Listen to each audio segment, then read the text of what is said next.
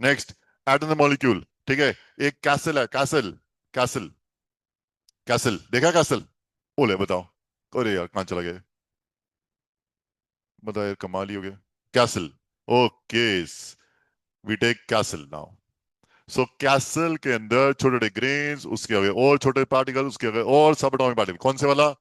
Atom. The smallest particle, सबसे छोटा particle, उसे क्या बोलते हैं? Atom. Atom. Laws of chemical combination, laws, laws of chemical. दो लॉज दिए थे किसने? वहां किसने दिए थे लॉज? कितने? लॉज किसने दिए थे? दोनों ने, लेवोइजर एंड प्राउस। दो लॉज, पहला कंजर्वेशन मास, दूसरा law of constant proportion. Conservation mass, mass can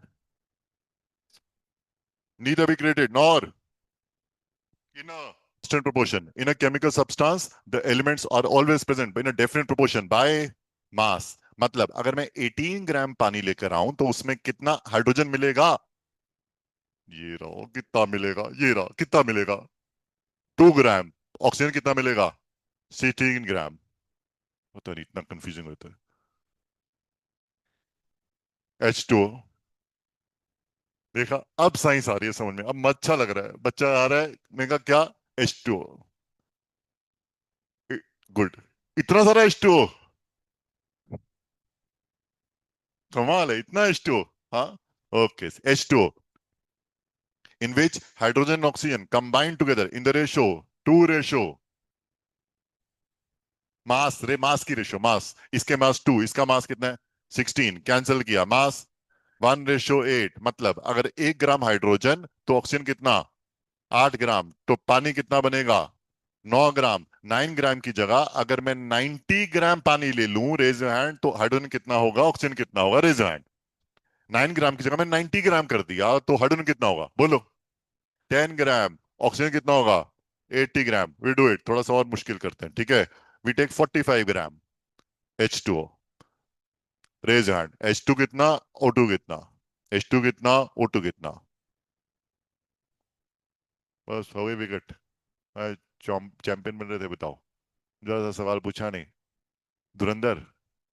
हाँ, हेलो, जागो, सो गए क्या? हाँ, टोटल इसका वो कितना आया था? 18 ग्राम आया था शायद। 1:8 होता है ना 9 ग्राम में। तो 9 का कितना किया इसको? 9 मल्टीप्लाई किससे किया? 5। तो यहाँ पे H2 वन वन के ऊपर क्या आएगा आंसर? कितना आएगा? 5 ग्राम। ये कितना आएगा? दोनों का टोटल इससे मैच करना चाहिए क्या? क्यों? Law of conservation of mass. 1:8 के बीच में कौन सा law? Law of constant proportion. 40 और 5 का एडिशन में लॉ कौन सा? Constant. Law of conservation of mass. Carbon dioxide, carbon का मास 12 ग्राम, ऑक्सीजन के 2 atom, 2 into 16। Next step, 12:2। Cancel किया, 4 3 4, ratio 3:8 is a ratio by CO2 में रेशो बाय एटम्स। 1:2 CO2 में रेशो बाय एटम्स। 1:2, एक एटम इसका, 2 एटम इसके। पानी में रेशो बाय एटम्स, पानी में ratio by mass. Good. 3:8 is the ratio by mass in carbon dioxide. For example, it is 11 gram CO2 market में गए लेकर आए, कितना कार्बन कितना oxygen? Raise your hand. 11 gram लेकर आया मैं कार्बन डाइऑक्साइड मार्केट में जाके, तो कितना कार्बन कितना ऑक्सीजन? हाँ बोलो। 3 ग्राम कार्बन, कितना ऑक्सीजन? किसको समझ आया please? That is the ratio by mass, law of constant proportion. They are always combined in a fixed ratio by mass. Elements always combine in a fixed ratio by mass. That is law of definite proportion या constant proportion. Next, ammonia, NH3, nitrogen का मास लिखा भी हो, nitrogen का मास 14। NH3 nitrogen, NH3 nitrogen का मास 14, hydrogen का मास 3 atom है ना, कितना आ गया?